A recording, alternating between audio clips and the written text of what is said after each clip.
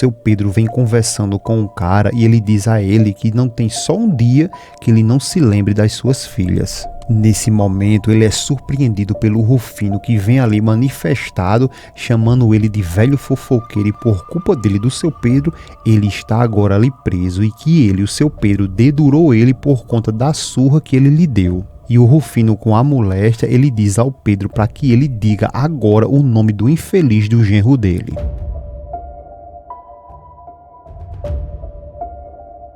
Tudo começa quando o Fernando está em uma ligação com a Vitória e eles dois ali conversando, ele quase se humilha para ela, pedindo para que ela arrume um tempinho para ele e pede que ela faça isso, por favor. A Felipa chega nesse momento e diz à Vitória que o Dr. Hernan veio ali ver ela e que já está lhe esperando lá na sala. A Vitória nem termina de conversar com o Fernando, pede desculpas a ele, mas terá que ir porque o Hernan acaba de chegar. O Fernando, revoltado, ele questiona ela, dizendo que para o Hernan ela tem tempo, né? A Vitória pede para que ele não diga isso, por favor. O Fernando, ainda muito revoltado, ele pergunta o que ela quer que ele pense então, porque ele, o Hernan, pode ver ela. A Vitória diz que ele também pode e o Fernando diz que não vai, porque sempre ela diz que está ocupada, mas que pelo visto ela não diz o mesmo para o Hernan. A Vitória diz que é muito diferente ver o Hernan para conversar um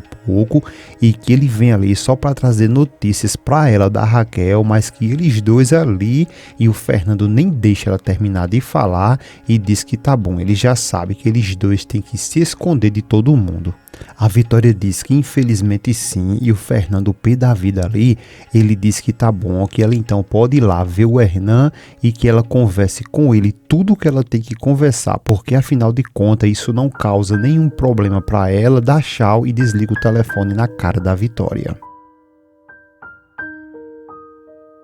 A Felipa só de zóio ali, ela pergunta se fez bobagem, mas a Vitória fica calada, ao mesmo tempo que a cena tem um corte feio da moléstia e já mostra a Vitória ali conversando com o Hernan e ela pergunta a ele o que foi que aconteceu. O Hernan fala que não sabe, que apenas a Raquel disse que não aguenta ficar mais um minuto lá na clínica e que quer ir embora. A Vitória fala que ela não pode fazer isso e o Hernan confirma que sim, que ela pode e que tem todo o direito de fazer isso e que ela não esqueça que ninguém pode ficar nesses lugares contra a vontade. Depois o Hernan se aproxima dela e diz que sabia que ela iria se preocupar, por isso que ele fez questão de vir ali pessoalmente e começa a dar em cima da Vitória, coloca as mãos dele em cima das mãos da Vitória e pergunta a ela por que ela não aceita logo ele e pergunta também se ela não percebe que ele faria todo o possível para vê-la feliz. A Vitória, por sua vez, tira a mão dela e diz que já conversou com ele sobre isso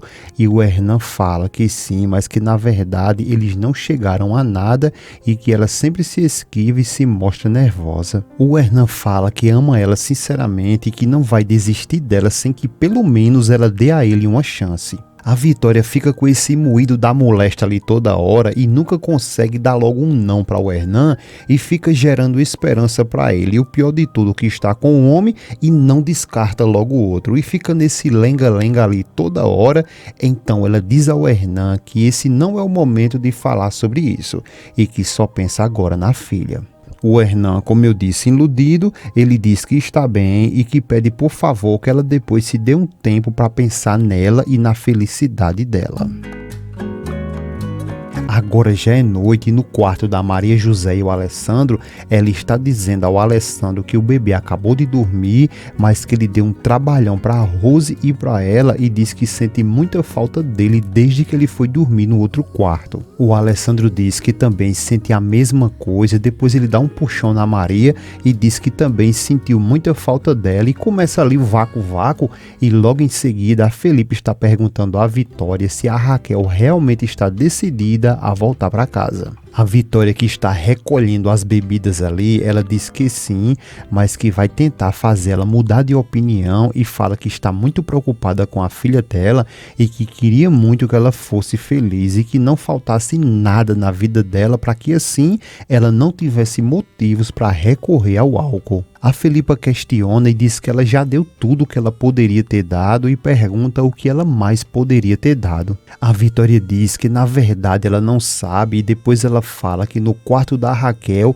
ela colocou umas flores bem bonitas porque assim, quando ela chegar, ela vai se sentir em um lugar bem agradável. Depois ela mostra a Felipa os chocolates preferidos da Raquel e diz que vai colocar em todos os lugares onde estavam as bebidas para que assim ela tenha como acalmar a ansiedade dela. A Felipa concorda, mas ela fala que quando a Raquel chegar e não ver nenhuma garrafa por toda a casa, ela vai ficar bem furiosa, mas diz que isso foi uma boa ideia jogar todas essas bebidas no lixo. A Vitória diz que nesse mesmo dia ela vai tirar todas as bebidas que está lá no chalé para que assim ela não pegue uma de lá, embora ela gostaria muito que a Raquel ficasse ali com ela na casa ao invés lá do chalé. A Felipa diz que é verdade e que agora eles vão ter que arrumar toda a casa e a Vitória começa a chorar e agradece a Felipa por tudo. A Felipa diz que ela não tem nada para agradecer, embora a Raquel tenha estragado a própria vida, ela conhece a Raquel desde menina e que não quer que ela se prejudique por conta de bebida e que vai cuidar para que ali naquela casa não entre nenhuma só garrafa. Aliás, apenas o vinhozinho dela, mas que nesse caso ela vai esconder no quarto dela com chave. A Vitória, por sua vez, agradece a Felipa.